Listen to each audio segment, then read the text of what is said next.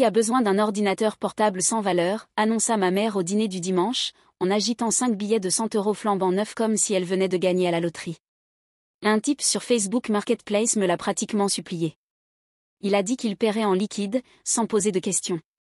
De l'argent facile. Je faillis m'étouffer avec mes pattes.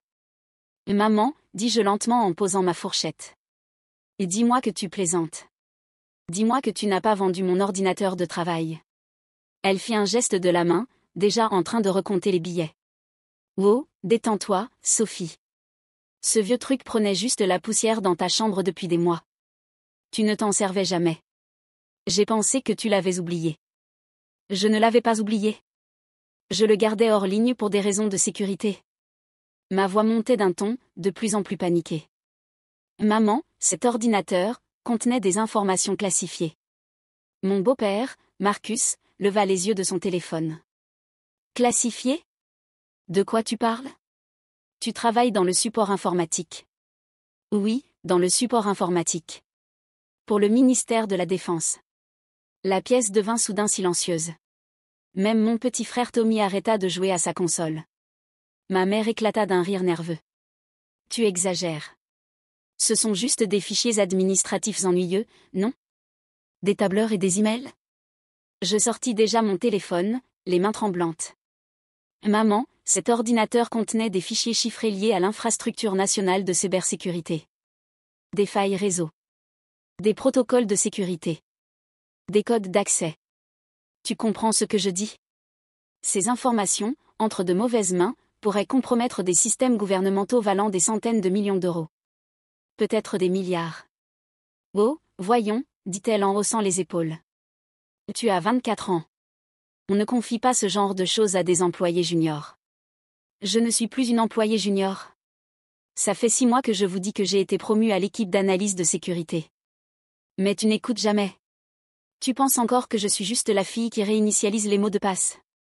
Marcus se leva, comprenant enfin la gravité de la situation. Et Sophie, tu es sérieuse, là ? Ce n'est pas une de tes blagues ?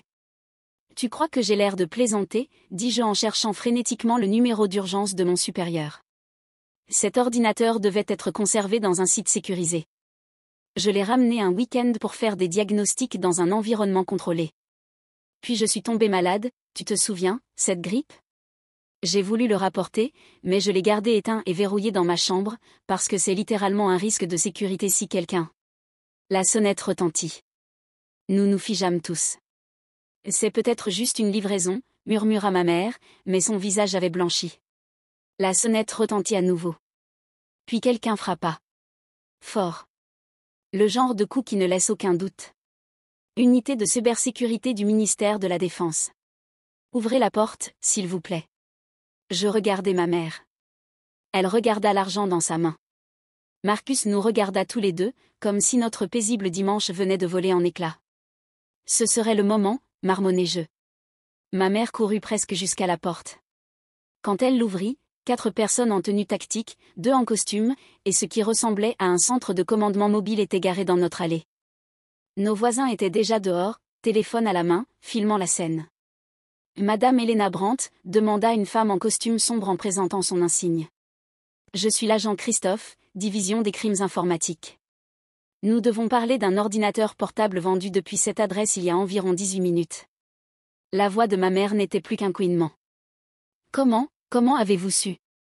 L'appareil contenait un logiciel de traçage actif, répondit froidement l'agent Christophe. Dès qu'il a été allumé chez l'acheteur, toutes les alarmes de notre département se sont déclenchées. Nous avons déjà interpellé l'individu. Maintenant, nous devons comprendre comment un bien gouvernemental classifié s'est retrouvé à la vente sur Facebook Marketplace pour 500 €. Je ne savais pas, cria ma mère. Je croyais que c'était l'ancien ordinateur de ma fille. Elle l'avait laissé dans sa chambre pendant des mois. Le regard de l'agent Christophe se posa sur moi. Vous êtes Sophie Brandt ? Identifiant employé 47 832, division de sécurité informatique du ministère de la Défense. Je hochai la tête, misérablement. Oui, madame. C'est bien moi. Et vous avez permis à un appareil classifié de rester dans une résidence civile non sécurisée pendant, combien de temps exactement ? 3 mois, murmurai-je. Je suis tombée malade, puis le travail a pris le dessus, et j'ai voulu le rapporter, mais... Mais vous ne l'avez pas fait, termina-t-elle. Et vous ne l'avez pas signalé comme manquant en reprenant le travail? Il n'était pas manquant. Je savais où il était. Éteint, chiffré, verrouillé dans ma chambre. Dans une résidence civile non sécurisée, répéta-t-elle. Avec des membres de la famille ayant apparemment un accès complet à votre chambre. Ma mère éclata en sanglots. Je voulais juste désencombrer. La chambre de Sophie était en désordre. Je croyais aider. L'expression de l'agent Christophe ne changea pas. Madame, asseyez-vous. Tous. Nous avons beaucoup de questions, et cela va prendre un certain temps. Les 6 heures suivantes furent absolument éprouvantes. Ils nous ont séparés, interrogés individuellement, fouillé toute la maison, confisqué nos téléphones et ordinateurs. Ils voulaient tout savoir, quand j'avais ramené l'ordinateur, pourquoi, qui avait accès à ma chambre, si quelqu'un d'autre l'avait utilisé, comment ma mère avait trouvé l'acheteur, ce que l'acheteur avait dit, tout. Je me retrouvais assise dans notre cuisine désormais transformée en salle d'interrogatoire improvisée face à l'agent Christophe et son partenaire, l'agent de Vries, me sentant comme la plus grande idiote du monde. Expliquez-moi votre raisonnement, dit l'agent Christophe pour la 3e fois. Vous êtes formé au protocole de sécurité. Vous connaissez les règlements. Pourquoi avez-vous pensé qu'il était acceptable de garder du matériel classifié chez vous? Je ne sais pas, répondis-je, épuisé. Vraiment, je ne sais pas.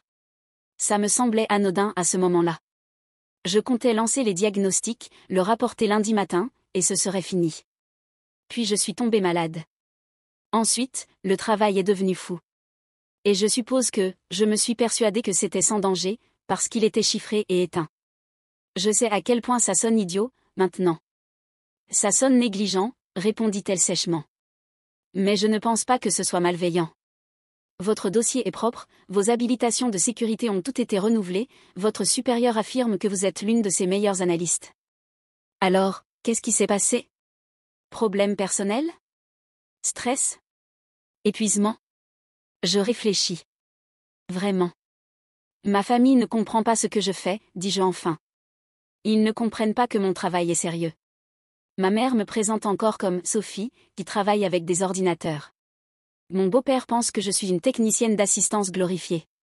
Même mes amis croient que j'exagère quand je parle de protocole de sécurité ou d'informations classifiées. Avec le temps, je crois que j'ai cessé de le prendre aussi au sérieux que je le devais. Pas consciemment, mais j'ai baissé ma garde. L'agent de Vries se pencha vers moi. Et Sophie, comprenez-vous ce qui aurait pu se passer si cet ordinateur était tombé entre de mauvaises mains? Si l'acheteur avait su ce qu'il possédait? Oui, dis-je doucement. Je comprends. Vraiment? Parce que cet appareil contenait des protocoles d'accès pour des infrastructures critiques, réseaux électriques, usines de traitement de l'eau, systèmes d'urgence. Entre de mauvaises mains, quelqu'un aurait pu causer de véritables dégâts. Des gens auraient pu être blessés. Mon estomac se serra. Jusqu'à cet instant, je pensais à tout cela en termes de carrière, d'habilitation de sécurité, de possibles poursuites. Je n'avais pas encore mesuré les implications réelles. Mon Dieu, murmurai-je. J'aurais pu, si quelqu'un avait utilisé ces informations. Mais ce n'est pas arrivé, dit l'agent Christophe, d'un ton plus doux. L'acheteur était juste un opportuniste à la recherche d'un ordinateur pas cher pour son enfant. Il n'avait aucune idée de ce qu'il avait acheté. Il l'a allumé, a vu s'afficher des alertes de sécurité qu'il n'a pas comprises, et nous étions déjà en route. Le chiffrement a tenu. Aucune donnée n'a été consultée. Nous avons eu une chance incroyable. De la chance, répétai-je, abasourdi. Oui, de la chance. Parce que, par votre négligence, par l'impulsivité de votre mère et par un pur hasard, cette affaire aurait pu devenir une crise nationale. Au lieu de ça, ce n'est qu'une erreur qui mettra probablement fin à votre carrière. Ces mots me frappèrent comme un coup de poing. Une erreur qui mettra fin à ma carrière? Elle haussa les épaules. Ce n'est pas à moi d'en décider. Mais Sophie, vous avez violé une 15aine de protocoles de sécurité. Vous avez gardé du matériel classifié dans un lieu non sécurisé pendant 3 mois. Vous ne l'avez pas signalé. Et il a failli se retrouver Dieu sait où. Au minimum, vous risquez une suspension, probablement un licenciement, peut-être même des poursuites selon la décision du procureur. Je mis ma tête entre mes mains. Tout ce pourquoi j'avais travaillé 4 années d'université, 2 ans de tâches ingrates en support informatique, 6 mois de formation spécialisée, enfin une promotion dans l'équipe d'analyse de sécurité où je faisais un vrai travail important, tout cela anéanti parce que j'avais été négligente et paresseuse, persuadée que tout irait bien. Ils nous laissèrent enfin partir vers minuit. Pas d'arrestation, mais ils insistèrent pour que nous restions disponibles pour d'autres questions. Ils prirent les 500 € de ma mère comme preuve. Ils confisquèrent mon téléphone professionnel, mon ordinateur personnel, tout. Ma mère ne pouvait même pas me regarder. Marcus emmena Tommy à l'étage. La maison semblait lourde de non-dits et d'illusions brisées. Je suis désolée, dit enfin ma mère depuis l'embrasure de la cuisine. Sophie, je suis tellement désolée. Je ne savais pas. Si j'avais su. Tu aurais dû demander, dis-je, trop fatiguée pour être encore en colère. Tu aurais dû demander avant de vendre quelque chose qui ne t'appartenait pas. Je sais. Je sais. Tu as raison. Je ne comprends pas ton travail. Je ne comprends pas la technologie. Pour moi, c'était juste un vieil ordinateur. Mais ce n'est pas une excuse. J'aurais dû demander. Nous restâmes là, en silence. Dehors, j'entendais encore les voisins parler, sûrement en train de répandre des rumeurs sur la descente du gouvernement chez nous. Mon téléphone personnel qu'il m'avait finalement rendu vibrait sans arrêt à cause des messages d'amis ayant vu les vidéos en ligne. Et maintenant, demanda ma mère d'une voix faible. Maintenant? J'attends de savoir si je vais aller en prison. Ou simplement devenir chômeuse et inemployable dans mon domaine pour toujours. Je ris amèrement. Dans tous les cas, ma carrière est probablement finie.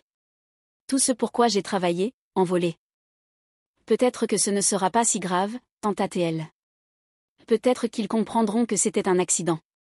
Maman, il n'y a pas d'accident en cybersécurité. Il n'y a que de la négligence ou des actes malveillants. Et j'ai été négligente. Incroyablement, stupidement négligente. Elle se remit à pleurer. Je voulais la consoler, mais je n'en avais plus la force. Je montai dans ma chambre, celle qu'elle avait désencombrée, et m'allongeai sur mon lit, fixant le plafond, essayant de comprendre comment ma vie avait pu imploser aussi spectaculairement en un seul dimanche soir. Le lendemain, j'étais convoquée au ministère. Pas dans mon bureau habituel, mais à l'étage exécutif, où je n'étais allée qu'une fois, lors de mon entretien pour l'habilitation de sécurité initiale. Ma supérieure, la docteure Elena Richter, m'attendait dans le hall. Son expression était indéchiffrable. « Sophie, dit-elle simplement.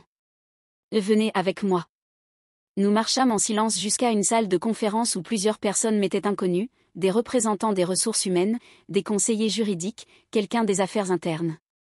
Et, à ma grande surprise, le directeur de ma division, Klaus Werner, que je n'avais vu jusque-là qu'en réunion départementale. « Asseyez-vous, mademoiselle Brandt, dit le directeur Werner, sans dureté. Je m'assis. Mes mains tremblaient. J'ai lu le rapport d'incident, poursuivit-il. J'ai parlé à l'agent Christophe. J'ai consulté votre dossier personnel et votre historique professionnel.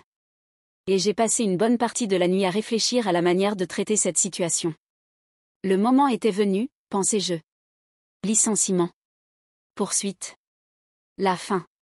Ce que vous avez fait est inexcusable, dit-il franchement. Garder du matériel classifié dans un lieu non sécurisé. Ne pas le signaler. Le laisser être vendu à un civil. Ce sont des violations graves. Vous le savez. Oui, monsieur, murmurai-je. Cependant, il se pencha en arrière dans son siège. L'agent Christophe a également noté que vos protocoles de chiffrement ont tenu. L'appareil n'a jamais été compromis. Le logiciel de traçage que vous aviez installé, ce qui, soit dit en passant, n'était pas une procédure standard, est la seule raison pour laquelle nous avons pu intervenir avant que cela ne devienne une véritable crise. Elle a aussi mentionné que vous aviez été coopérative, honnête, et que vous sembliez sincèrement repentante. Je ne savais pas où il voulait en venir. Mademoiselle Brandt, vous êtes une analyste talentueuse. La docteure Richter parle très bien de votre travail. Vous avez identifié 3 vulnérabilités majeures dans notre sécurité réseau rien que ces 6 derniers mois.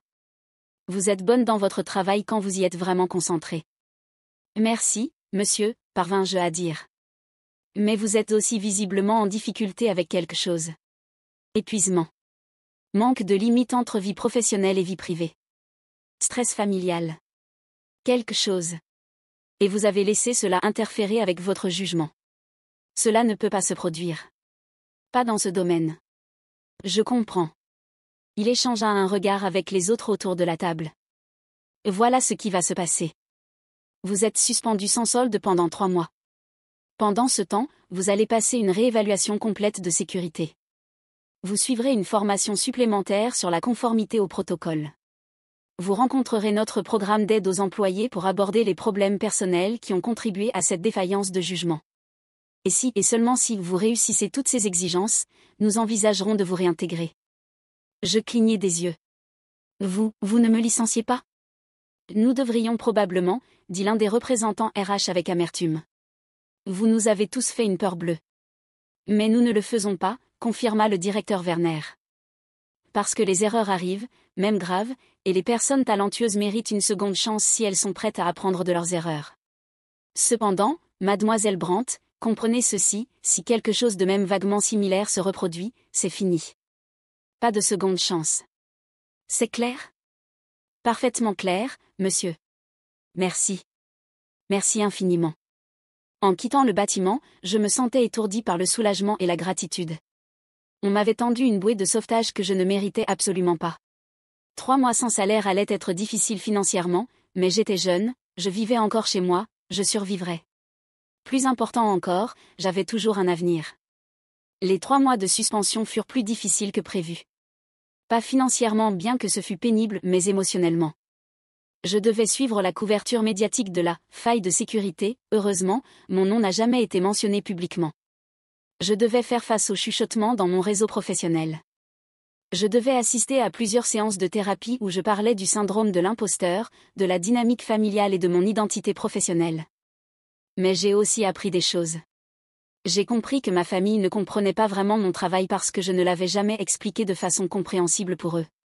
Soit je simplifiais trop et ça paraissait trivial, soit je devenais trop technique et ils décrochaient. Alors, un soir, environ 1 mois après ma suspension, j'ai décidé de m'asseoir avec ma mère, Marcus, et même Tommy pour une vraie conversation. Je veux vous expliquer ce que je fais réellement, dis-je. Pas les détails techniques, mais pourquoi ça compte. Est-ce que vous voulez m'écouter? Ma mère acquiesça avec empressement. Depuis l'incident, elle marchait sur des œufs autour de moi. D'accord. Vous savez comment tout fonctionne maintenant avec des ordinateurs? Banques, hôpitaux, feux de circulation, centrales électriques, traitement de l'eau, services d'urgence, tout est connecté à des réseaux. Et ces réseaux doivent être protégés des gens qui veulent s'introduire et causer des dommages ou voler des informations. Tommy s'anima. Comme des hackers? Exactement comme des hackers. Certains ne sont que des jeunes qui testent leurs compétences. D'autres sont des criminels cherchant à voler de l'argent ou des données. Certains sont des gouvernements étrangers qui veulent nous espionner ou saboter nos infrastructures. Mon travail consiste à trouver les points faibles de nos systèmes avant que les méchants ne le fassent. Je cherche les vulnérabilités, comme des portes non verrouillées dans une maison, et j'aide à les réparer. Ça a l'air vraiment important, dit Marcus lentement. Ça l'est. Cet ordinateur que maman a vendu? Il contenait des informations sur ses points faibles. Si un hacker sérieux l'avait eu, il aurait pu potentiellement couper des réseaux électriques, perturber l'approvisionnement en eau, interférer avec les services d'urgence. Pas facilement, pas immédiatement, mais cela leur donnait une feuille de route. C'est pourquoi c'était si grave. Le visage de ma mère se décomposa. Sophie, je n'avais aucune idée. Quand tu as dit informations classifiées, je pensais à des trucs ennuyeux du gouvernement. Pas des choses qui pouvaient blesser des gens. Je sais, maman. Et c'est en partie de ma faute. Je ne l'ai jamais expliqué correctement parce que, honnêtement, je pensais que ça ne t'intéresserait pas. Je croyais que tu ne comprendrais jamais ni ne respecterais ce que je faisais, alors j'ai arrêté d'essayer de te faire comprendre. Ce n'est pas juste, protesta-t-elle. Je me soucie de ton travail. Je suis fière de toi. Alors expliquez-moi ce que je fais. Maintenant. Avec vos propres mots. Elle ouvrit la bouche. La referma. Réessaya. Et tu travailles avec des ordinateurs? Pour le gouvernement? Exactement. C'est tout ce que tu savais. Parce que c'est tout ce que je t'avais dit. J'étais tellement frustrée que tu ne me prennes pas au sérieux que je ne t'ai jamais donné la chance de comprendre. Nous avons parlé pendant des heures cette nuit-là. Vraiment parlé, peut-être pour la première fois depuis que j'avais commencé au ministère. J'ai expliqué le travail que je faisais, les projets dont j'étais fière, les défis que je rencontrais. Ils ont posé des questions. De vraies questions, pas juste des politesses. Et lentement, j'ai senti qu'ils vraiment me voyaient, comme une professionnelle ayant une carrière significative. Tommy, étonnamment, devint mon plus grand allié. Il commença à faire des recherches sur la cybersécurité, à regarder des vidéos sur YouTube, et même à parler de vouloir étudier l'informatique plus tard. Ma sœur combat les hackers du gouvernement, devint son argument de fierté à l'école. Ma mère commença réellement à écouter quand je parlais de mon travail. Elle ne comprenait toujours pas tous les détails techniques, mais elle comprenait que ça comptait. Que je comptais. Et moi? J'ai appris à poser de meilleures limites. J'ai appris à suivre les protocoles même lorsqu'ils semblaient contraignants. J'ai compris que les règles existent pour une raison, et que les enfreindre même pour de bonnes raisons, peut avoir des conséquences imprévisibles. Quand je suis retournée au travail après 3 mois, je m'attendais à de l'hostilité. Du jugement. Au lieu de cela, j'ai trouvé quelque chose d'inattendu, du respect mêlé de méfiance. Les gens savaient que j'avais gravement échoué. Mais ils savaient aussi qu'on m'avait donné une seconde chance, ce qui signifiait que la direction voyait quelque chose à sauver. La docteure Richter m'appela dans son bureau le premier jour de mon retour. Bon retour, Sophie. Comment vous sentez-vous? Nerveuse, admis-je. Reconnaissante. Déterminée à ne plus refaire la même erreur. Elle sourit. Bonne réponse. Je vous assigne à un nouveau projet. Nous développons un programme de formation pour les analystes juniors sur les protocoles de sécurité et les conséquences réelles de la négligence. Je veux que vous aidiez à élaborer le programme. Je la regardai, stupéfaite. Vous voulez que j'enseigne les protocoles de sécurité? Après ce que j'ai fait? Je veux que vous enseigniez les protocoles de sécurité à cause de ce que vous avez fait, corrigea-t-elle. Vous avez commis une erreur. Grave. Mais maintenant, vous comprenez, de façon viscérale, pourquoi ces règles sont importantes. C'est précieux. Profitez-en. Alors je l'ai fait. Je me suis plongée dans le projet, développant des études de cas, y compris, avec permission, une version anonymisée de mon propre incident, des exercices de jeu de rôle et des scénarios de formation pratique. Je parlais des biais cognitifs, de la façon dont nous rationalisons de petites violations qui peuvent entraîner de grandes conséquences, de la nécessité de rester vigilant même lorsque nous sommes fatigués, stressés ou convaincus que cette fois, ça ira. Le programme de formation a été lancé 6 mois plus tard. Il est devenu obligatoire pour tout le personnel de sécurité nouvellement recruté et recommandé pour le personnel existant. Les gens ont commencé à l'appeler le protocole Sophie, pas officiellement, mais le surnom est resté. Chaque fois que je l'entendais, je ressentais un mélange de gêne et de fierté. Ma pire erreur était devenue quelque chose d'utile. Quelque chose qui pourrait empêcher quelqu'un d'autre de commettre les mêmes erreurs que moi. 2 ans après l'incident, j'ai été promue analyste senior en sécurité. Ma mère a encadré l'annonce de la promotion et l'a accrochée dans le salon, juste à côté des récompenses scolaires de Tommy et des certifications professionnelles de Marcus. Elle avait commencé une petite tradition de dîner du dimanche où chacun partageait une chose sur laquelle il avait travaillé dans la semaine. Quand c'était mon tour, il m'écoutait vraiment. Nous avons identifié une vulnérabilité potentielle dans le système de répartition des services d'urgence, dis-je un dimanche. Si quelqu'un l'avait exploité, il aurait pu perturber les communications des ambulances et des pompiers dans toute la ville. Vous l'avez réparé? Demanda Tommy avec empressement. Il avait 15 ans maintenant et suivait déjà des cours avancés en informatique. Oui. Nous l'avons corrigée avant que quelqu'un ne sache même qu'elle existait. C'est le meilleur type de travail en sécurité, celui où rien ne se passe parce que vous avez empêché que ça se produise. C'est incroyable, Sophie, dit ma mère, et je pouvais sentir qu'elle le pensait vraiment. Elle comprenait maintenant. Tous comprenaient. L'incident de l'ordinateur est devenu une légende familiale, le moment où maman a failli provoquer une crise de sécurité nationale pour 500 €. Nous pouvions en rire maintenant, de cette façon nerveuse dont on rit des catastrophes qu'on a survécues. Mais c'était aussi un rappel. Un rappel de poser des questions avant de tirer des conclusions. Un rappel que tout n'est pas toujours aussi simple qu'il n'y paraît. Un rappel que parfois, les choses les plus ordinaires ont une importance extraordinaire. J'ai gardé l'annonce originale sur Facebook Marketplace, celle où ma mère avait décrit l'ordinateur comme « légèrement utilisé, en bon état, parfait pour les étudiants ». L'agent Christophe m'en avait donné une copie imprimée lors d'un des entretiens de suivi. Je l'ai accrochée sur le mur de mon bureau à domicile, juste au-dessus de mon certificat d'habilitation de sécurité. Certaines personnes gardent leur diplôme et récompense comme motivation. Moi, je garde mon plus grand échec, ma plus proche rencontre avec le désastre, mon rappel que les bonnes intentions et la négligence peuvent être tout aussi dangereuses que la malveillance. Et chaque fois que je suis tentée de bâcler quelque chose, de me convaincre que cette fois, ça ira, de baisser ma garde parce que je suis fatiguée, stressée ou convaincue que je sais mieux, je regarde cette annonce. Qui a besoin d'un ordinateur inutile? Moi, maman. Moi, j'en avais vraiment besoin. Mais plus important encore, j'avais besoin d'apprendre que rien n'est inutile si on n'en comprend pas la valeur. Et j'avais besoin d'apprendre cette leçon de la manière la plus difficile pour ne jamais l'oublier. 5 ans plus tard, je donnais un discours principal lors d'une conférence européenne sur la cybersécurité quand quelqu'un dans l'audience posa la question que j'attendais. Mademoiselle Brandt, vous êtes reconnue pour avoir développé certains des protocoles de formation en sécurité les plus complets de l'industrie. Qu'est-ce qui a inspiré votre approche? Je souris. Eh bien, tout a commencé quand ma mère a vendu mon ordinateur de travail pour 500 € sur Facebook Marketplace. Le public rit, pensant que je plaisantais. Quand je leur assurai que ce n'était pas le cas, les rires se transformèrent en silence choqué. Je passai les 45 minutes suivantes à raconter toute l'histoire, la négligence, les conséquences, la seconde chance, les leçons apprises. La sécurité ne concerne pas seulement la technologie, concluai-je. Elle concerne le comportement humain. Les petites décisions que nous prenons quand nous sommes fatigués, stressés ou convaincus de mieux savoir que les protocoles. Elle consiste à reconnaître que chaque règle qui semble contraignante a probablement été écrite parce que quelqu'un, quelque part, a appris à la dure qu'elle était nécessaire. Après le discours, une jeune femme s'approcha de moi, visiblement nerveuse. Mademoiselle Brandt, j'ai ramené des fichiers de travail à la maison sur une clé USB personnelle le mois dernier. Je savais que je ne devais pas. Je me suis dit que ce serait temporaire.